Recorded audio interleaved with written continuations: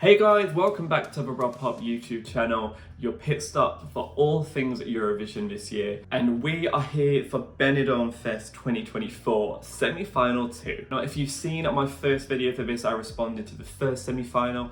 I wasn't gagged, I'm not gonna lie, it wasn't like the best semi-final, but I felt like I hadn't heard a winner yet. I feel like the winner is somewhere amongst semi-final 2. So I'm really excited to dive into this semi-final and find out what lies beneath. Is there a winner here? Am I about to find my favourite, the song that has me absolutely obsessed? Last year, Benidorm Fest was my absolute favourite national final of 2023. Just so many entries that I still listen to. So I'm hoping semi-final 2 gives me more of those keepers. I'm not gonna fuck around because we are in Benidorm Fest week. You're probably in Benidorm now, living it up, nursing your hangovers. So let's get into it. Song number 1, we have María Peláe with Remitente. Disclaimer, did it in the first video, doing it now. I don't speak the best Spanish, so I may mispronounce some of these, but I promise I'm not trying to be disrespectful or ignorant, but this is Remitente. Let's go, semi-final 2. Already liking the start to this. Feels like it could come from no other country than Spain. I love the feel of this so far. Last year I mistakenly used the word flamenco for songs that weren't flamenco, so I'm going to try and find out a bit more about this. This does feel like it lives in a similar world to AIA, but I hope that's not ignorant of me to say. It feels deeply rooted in Spanish culture though, and I love that about Eurovision. Love her voice so much. This is so dramatic. I love the whole arrangement of this.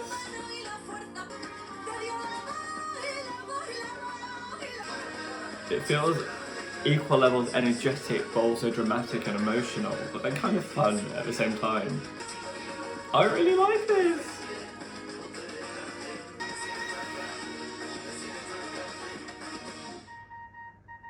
That is what I wanted to hear. I love when countries at Eurovision just have fun with that identity, and there is no other country that could send that apart from Spain. And I love that. It has that immediate connection that people can not understand a word. I don't understand anything she's saying. I didn't understand anything Blanca Paloma was saying, but I still felt her emotion. And it's the same with María here.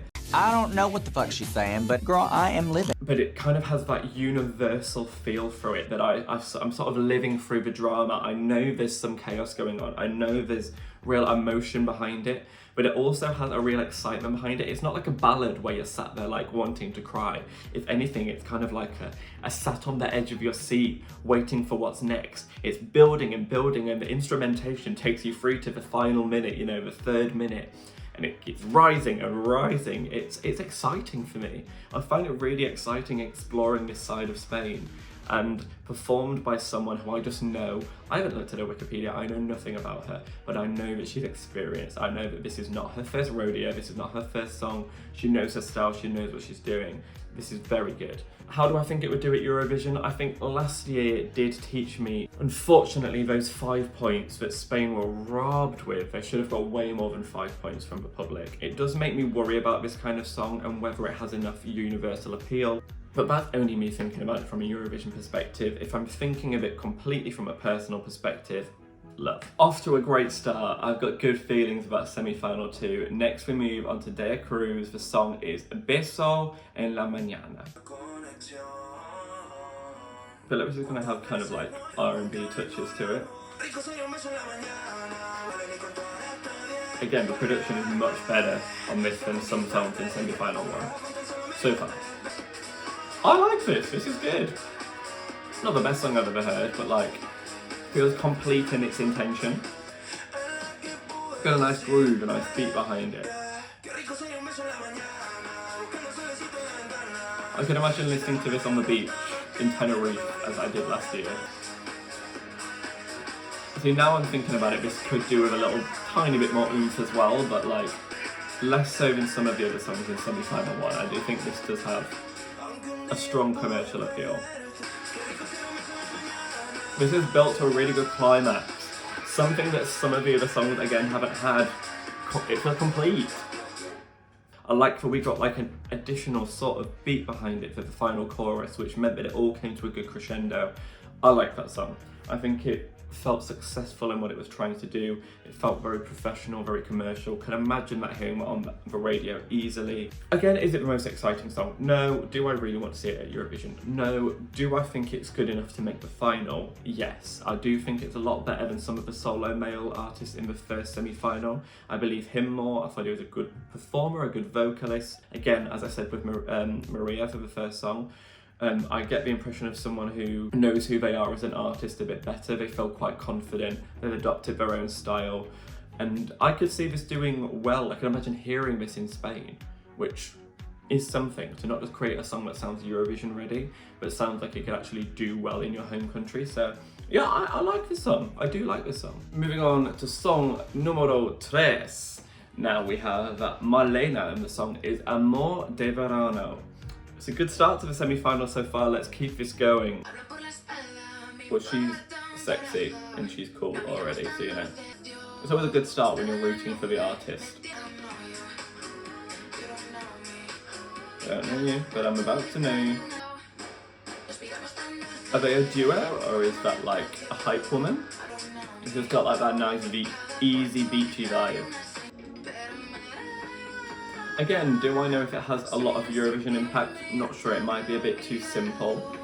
But for me, I enjoy this type of music. I can imagine sunbathing and listening to this.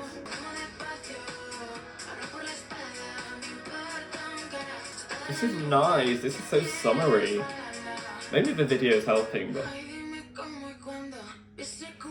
I feel like it's not breaking any boundaries, but I'm just kind of enjoying the vibe that it is giving me.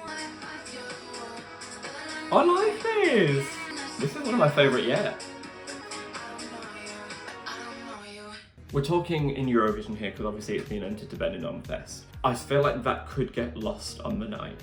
However, if I'm totally throwing aside Eurovision, that might be the song that I would be most likely to play out of everything I've heard so far. That song, to me, was summer in a bottle. You know what I mean? It just had such an easy breezy, effortlessly cool, summery feel about it that just kind of took me away with it. It just didn't do anything spectacular. It didn't have a big crescendo. It just felt simple. Sometimes songs work in their simplicity, and I don't want you to think that's hypocritical, because for some of these songs I'm like, they need to give me more oomph, they need to give me more this. But this song wasn't built in a style where it's designed to have oomph. It wasn't trying to give you a big pop banger, it wasn't trying to give you a crashing ballad.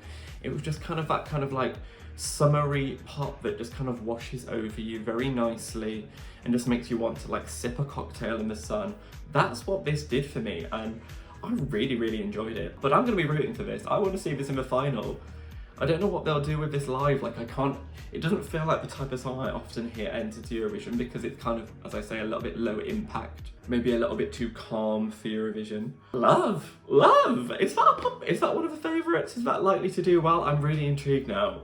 I can't imagine it doing well, but I love it, so I don't care. Let's move on to song number 4 now. This is coming from Pedro, and the song is called Dos Extraños. We're nearly half the way through. How will this song continue the pace? Let's find out. This sounds like the sort of thing that I can actually imagine being like surprisingly popular. Sometimes when I listen to like Spain's top 50 on Spotify, they quite like this kind of low-key sound. It's got an elegance to it, it's quite pretty. This could stand out in its simplicity. Is it too simple? I'm not sure. It kind of feels like something Portugal would send, if that makes sense. A little bit more left of field. Feels quite romantic to me.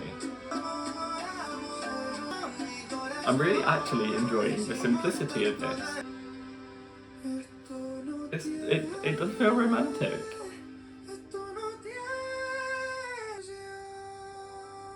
Oh. I'm surprised by how much I liked that. It really stands out in, it's so simple, like really simple, but really pretty. Part of me feels like that could actually do really well.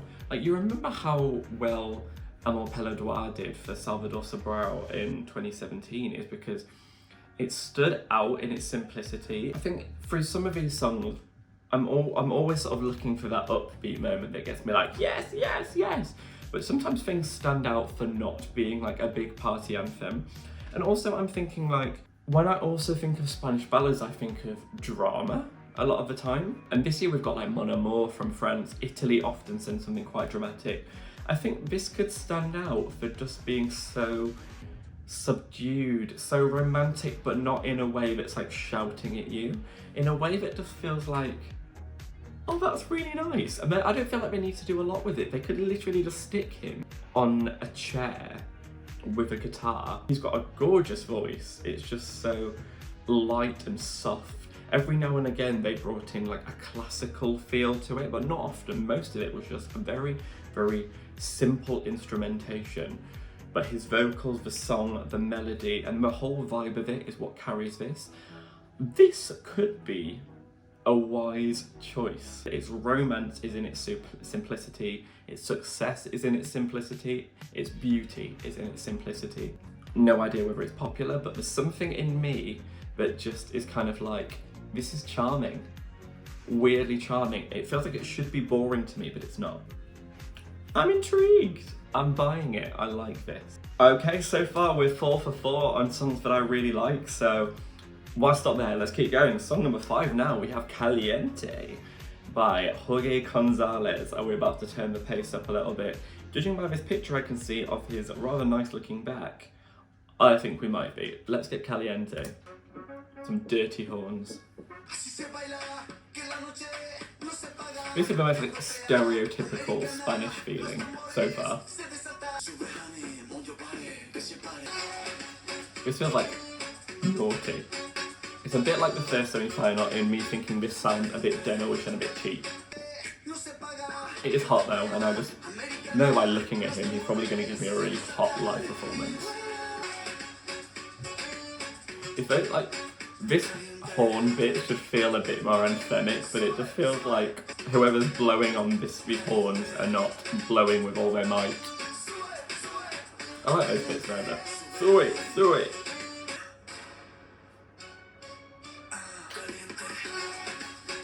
I feel like I know exactly where this song is going and I've never heard it before, but I can't admit that the slut in me does like it.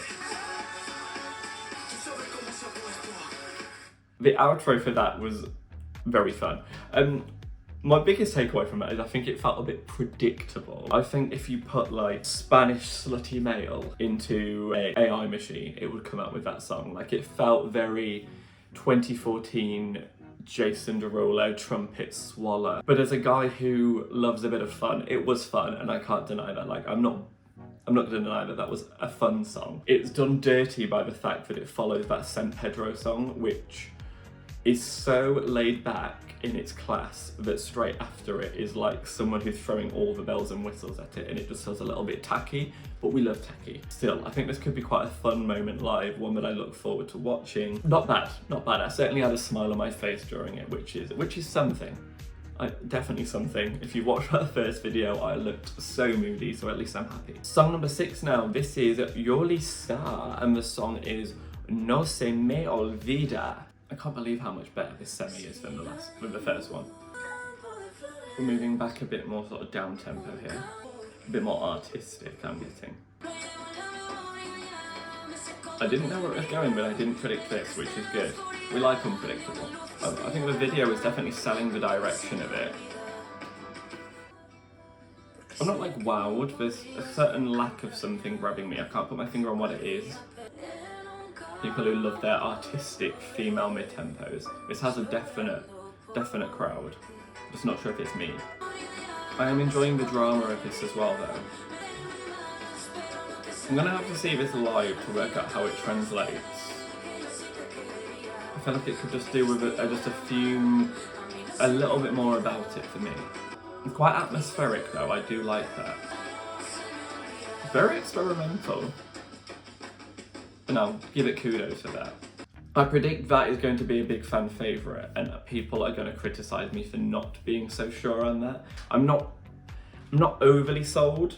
But I think there is a power to it. I think it's unique. It definitely doesn't sound like anything else in the competition. It's got its own beauty, its own magic. I just felt like it didn't quite connect with me. It was nearly there, but not quite. Kind of just sat in like that mid zone that I couldn't quite work out what to make of it. I do think if they can bring some of this artistic interpretation to the stage for it, I think it could make a bit more sense and just connect some of those dots for me that maybe aren't being connected by the studio version, because there is something haunting to it. I can understand what people would like about this, do you know what I mean? Come back to me in a week's time once I've seen how this was delivered live, and I might just see it and be like, okay, this is kind of magical. Maybe it's because I don't speak Spanish that could be working against this, if there's some of the beauty is in the lyricism. So give this one time, I would say. I'm going to give this one time, and it could be a grower, but I think it's going to be quite popular. I see this doing well. Okay, we're moving on to song 7 now. Not many more to go. I've heard 14 songs of this year's Benidorm Fest. This is song number 15, but song number 7 of semi-final 2. This is Roger Padrós, and the song is El Temps. Definitely moving into ballad territory here. A nice little piano ballad. I feel like this has got potential, but it's not going to reveal itself just yet. I think it's going to keep going, keep building, keep giving me more. Again, I like him. It's always a help when you like the artist behind it. I'm liking this, I'm not loving it. It's not one of my favourites from the semi, but it has a certain charm to it. I'd like it to build a little bit more for the final chorus, just really take me up there. Right now it's kind of like nice, but I'm not getting like excited by it. Oh, we're at the end. I think that's the first song of the semi-final for me that's just kind of lacking it for me. I kept waiting for it to build, and I was giving it the time to do that, but it never really happened. It was just kind of like, not bad, but not great, not very exciting, and I'm afraid it's in a semi-final of songs which are quite exciting. María, Peláe, San Pedro, Yoly Saa. Whether I liked or loved those songs, I thought they gave me something unique. This felt a bit more run-of-the-mill, a bit heard it before and I've heard it better. So I think this might get lost. Although I do like his voice, it wasn't a bad song. I certainly think I've heard worse across both semi-finals. I think it was the least exciting and the most expected yet. Sorry, don't like to be too negative, but that's just how I feel. I've enjoyed this semi, so maybe this just fell flat in comparison. Right, let's move on to the very final song of this semi-final and the very last song that I will hear of Benidorm Fest 2024. This is by Almácor and the song is Brillos Platino. I'm ready to go out with a bang. Let's end it in style. Okay, we're ending it upbeat again. I don't think we've heard anything like this of its semi yet. Or in both semis either, actually. I like this. This is good. There's been quite a few solo males of upbeat tracks so far. I dare say this is the best of them, the most professional, the highest quality. I can most imagine hearing this on like the radio in the charts. Oh, I like this. It's got like a strong look, the whole thing just makes sense. I do like this chorus, this is good. I'm not going to say it's one of my favourites of this semi-final, but it's strong in what it's trying to go for. A lot stronger in some of the other, as I say, males that I've heard across the 16 songs. I think it does the club feel better than Lyrica in the first semi-final. I enjoyed that, that was a good end. I felt like we ended with a good bit of party there, a song that I could imagine hearing in a club in Spain. I believe the performer, I think he's very watchable, a good looking guy. The song felt professional, something I would hear, rather than a lot of these songs that I'm like, oh, they could just do with this switched up, this switched up. I think this is a complete package. From the performer to the song, to the way it was styled, the whole feel of it, I think will make a great addition to the final, should it make it. I can see this being a lot of people's like, third favourite, fourth favourite, maybe not their absolute favourite, just because it lacks a bit of uniqueness or like that wow moment, but as a whole song I do really like it, and this is the sort of thing I would listen to in my own time. So yeah, a good end to a really good semi-final. Spain, you have saved me. wasn't that amazed by semi-final 1, but honestly, I think semi-final 2 is so much better, so much more competitive. I think the 4 that I would want to see go through, I think my favourite was Marlena, actually, Amor, verano. It doesn't sound like a song that I can imagine being that competitive, so I feel like I might lose that in the semi, but that was my favourite. Then second, I'm going to go for Remitente by María, Peláe. In third, I'm going to go for Pedro with Dos Extraños, and it's a song that I think I'm going to keep going back to. It's nothing like what I usually listen to. It's got such a simplicity to it that I keep thinking about it, and for some reason it's the one that I think might make the most sense as a Eurovision entry. Then in fourth, I think I'd put Brillos, Platino by Almácor. They would be my thought. But yes, who do I think, now that I've heard all 16 songs, what do I think of the songs for Eurovision? I think I'd go for either Here to Stay by Sophia Cole. Liked the trance feel of that. It was probably my second favourite of the first semi-final. It was quite unique. Or I'd go for Pedro, Dos Extraños. As I said, not something I think I've heard from Spain. I don't think I've seen them go that simple recently. The drama of the AIR last year was next level, but I think to really just bring it back, a man on stage with just the slightest instrumentation, simple but romantic and beautiful, I think could be really impactful. So one of those two for me, I think I'd go for either Sophia Cole or Pedro. But they are just my opinions. So you let me know what you think down below. That's me done with Benidorm Fest 2024. So who do you want to win? Who are your favourites? Give this video a like if you enjoyed what you saw, and subscribe to this channel if you want more Eurovision content all the way through to May. Also hit that notification bell if you want notifications every time I upload a video. There's so much more to come from the Rock Pop YouTube channel, but for today, I'm going to bid you adios for a second time from a really strong semi-final. Really enjoyed this semi-final. Rooting for you, Spain, and I'll see you when you picked an entry. Good luck to my faves. Adios.